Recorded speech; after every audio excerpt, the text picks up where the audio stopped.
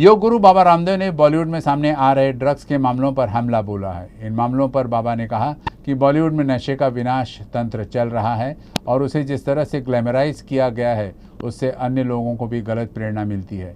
इसीलिए इंडस्ट्री को खुद इस कचरे को साफ करना चाहिए।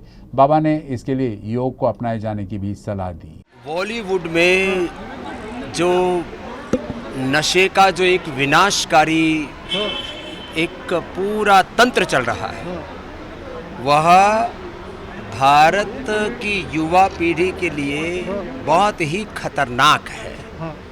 नशे को जिस तरह से ग्लैमराइज किया गया है और जिनको लोग अपना रोल मॉडल, आइकॉन, जिनको अपना आइडियल मानते थे, वो लोग भी जब इस प्रकार के इस षड्यंत्र में फंसे हुए दिखते हैं तो लोगों को एक गलत प्रेरणा मिलती है। सारी इंडस्ट्री को मिलकर के अपना कचरा साफ करना चाहिए, नहीं तो यह उनके लिए भी खतरा होगा, आत्मघाती होगा। बाबा जी, कोई दवाई नहीं है क्या आपके पास में नशा मुक्ति को लेके?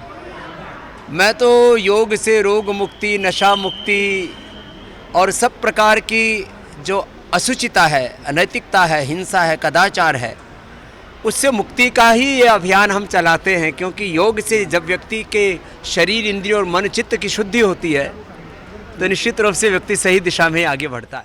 बाबा ने रविवार को भारत और पाकिस्तान के बीच खेले जाने वाले क्रिकेट मैच का भी विरोध किया। बाबा ने कहा कि आतंकवाद और क्रिकेट साथ साथ नहीं चल सकता। भारत और पाकिस्तान का मैच इन परिस्थितियों में होना, वह हमारे राष्ट्रहित और राष्ट्र धर्म के विपरीत है। क्योंकि एक तरफ ये क्रिकेट का खेल और दूसरी तरफ आतंकवाद का खेल, दोनों साथ साथ नहीं चल सकते। वहीं पेट्रोल डीजल के बढ़ते दामों पर बाबा ने कहा कि हमने अलग अलग तरह से आर्थिक सुधार के प्रोविजंस को सामने रखा था।